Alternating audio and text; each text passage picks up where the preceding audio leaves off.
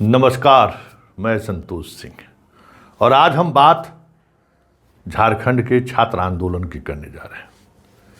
जिस आंदोलन को उग्र करने में या फिर आंदोलन हिंसक हो जाए या फिर पुलिस सारी हदें पार कर दे, इसके लिए खुल्लम खुल्ला बीजेपी और बीजेपी के कार्यकर्ताओं ने जिस तरीके से पिछले 72 घंटे से रांची में माहौल बना रहे थे, ये कहिए पुलिस और प्रशासन की वो धैर्य जिसने संसद भवन मार्च वाली स्थिति नहीं होनी थी।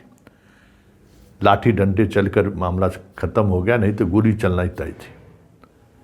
लेकिन एक सवाल है, आखिर जंतर मंतर से रांची शिफ्ट का पुरस्कार हेमंत सोरेन को कब मिलेगा? क्योंकि जो कुछ भी रांची में हो रहा है और जो तस्वीरें सामने आ रही हैं, वह संकेत है कि इस आंदोलन को लंबे खींचने में या इस आंदोलन को बने रहे यह आंदोलन, इसमें सरकार की बड़ी भूमिका है। जी हाँ, सरकार की बड़ी भूमिका है।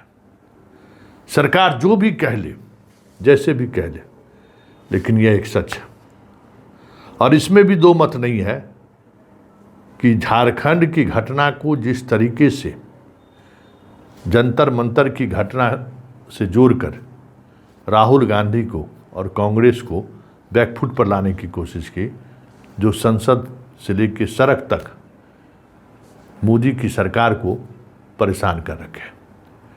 शाह अभी तक सदन में नहीं आए हैं और अभी भी सवाल मौजूद है कि आखिर किसके आदेश पर पैलेट गन चला है।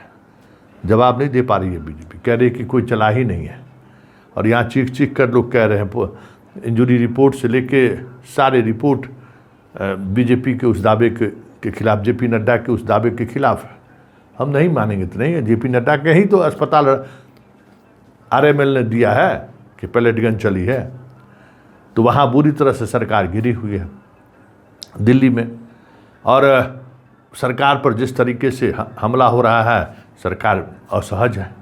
देख ही रहे हैं, आईआईटी दिल्ली जा रहे हैं, रात में हेलो फ्रेंड्स कर रहे हैं, संघ पूरी ताकत लगा रखी है, मोहन भागवत खुद संवाद कर रहे हैं।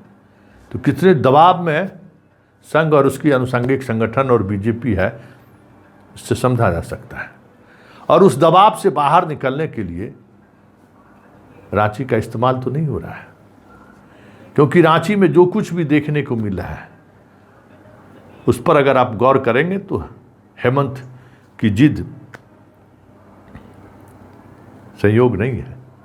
संयोग हम इसलिए कहते हैं कि किसी बात को, भाई जेपीएससी को आपने रद्द कर दिया है, तो वहाँ के जो कर्मचारी चयन आयोग वाला है उसको भी रद्द कर दीजिए। सुप्रीम कोर्ट में जो छात्र गए हैं, आपका खुद सीआईडी कह रही है कि हाँ गड़बड़ी हुई है, गिरफ्तारी हो रही है, तो फिर परीक्षा रद्द कर देने में क्या परेशानी है?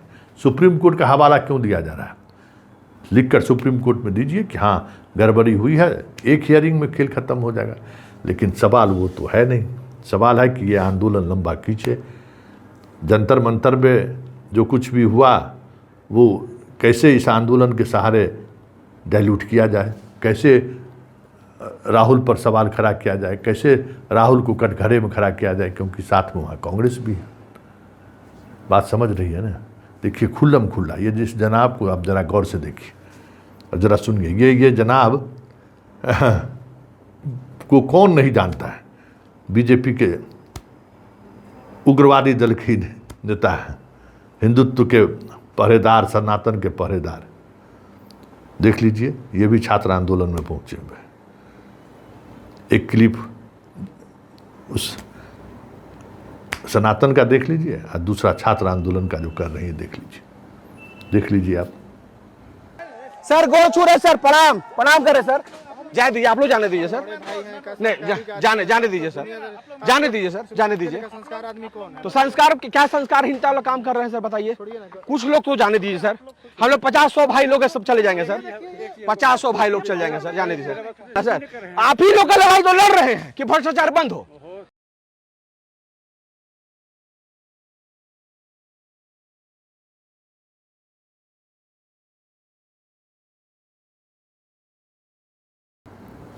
देख लिए, खुल्लम खुल्ला बीजेपी के लोग इस खेल में शामिल है। लेकिन सरकार सब कुछ देख रही है, सब कुछ सुन रही है, सब कुछ समझ रही है, फिर भी इस आंदोलन को आगे खींचता रहे ताकि मीडिया का अटेंशन, कम से कम जो गोदी मीडिया वाले लोग हैं वो तो वहाँ पहुँच गए, जो जंतर मंतर झांकने तक नहीं गए थे वो भी पहुँचे हुए हैं। और नेशनल मीडिया भी लाठीचार्ज को पर सवाल खड़ा कर रहे हैं। जो सवाल कर रहे थे कि पुलिस को क्यों पीट दिए, पुलिस के परिजनों को लाकर खड़े कर दिए थे, याद है ना, वो नेशनल मीडिया भी जो है, गोदी मीडिया सवाल कर रहा है कि पुलिस को इस तरीके से लाठी चलाने का, डंडा चलाने का राइट किसको दे दिया। ये अच्छी है बात है, सब लोग एक्सपोज हो रहे हैं। मतलब ये दौर ऐसा दौर है ना, उसमें कोई बचा नहीं है, सब के सब एक्सपोज हो रहे हैं। एक भी कह सकते हैं कि एक भी बचा नहीं है, सब एक्सपोज हो रहे हैं। चाहे सुप्रीम कोर्ट हो जाए, चाहे पत्रकारिता हो जाए, जुडिशियरी न्यायपालिका से लेके, पत्रकारिता से लेके, ब्यूरोक्रेसी से लेके, सब एक्सपोज हो रहे हैं, बुरी तरह से एक्सपोज हो रहे हैं। कोई जवाब देने की स्थिति में नहीं है। आप बताइए जनता, लेकिन कहते हैं ना, जब समय चीज़ें बदल जाती हैं तो पूरी कोशिश, बीजेपी की पूरी कोशिश के बावजूद भी रांची का आंदोलन के सहारे जंतर मंतर को कमज़ोर करने में अभी तक बीजेपी कामयाब नहीं मिली है। हाँ, अब सबकी नज़र ये है कि हेमंत सोरेन ने जिस तरीके से थोड़ा तनाव कम करने में, रांची शिफ्ट होने से जो दिल्ली पर जो प्रेशर, दबाव कम हुआ है, वो जो दबाव कम हुआ है, इसका क्या पुरस्कार हेमंत सोरेन को मिलता है, ये देखने वाली बात होगी।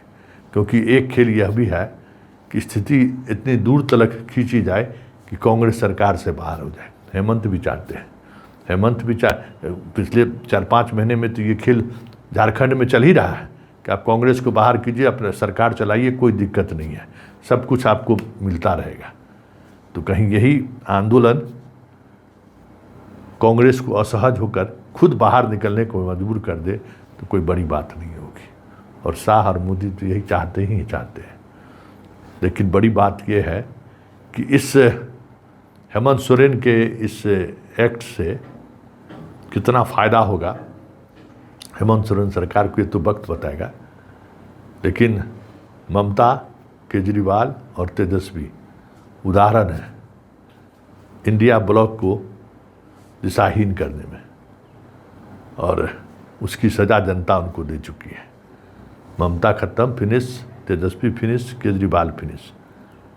हेमंत सोरेन के इस खेल को अगर जनता समझ गई तो आने वाले समय में हेमंत भी फिनिश हो जाए तो कोई बड़ी बात नहीं होगी।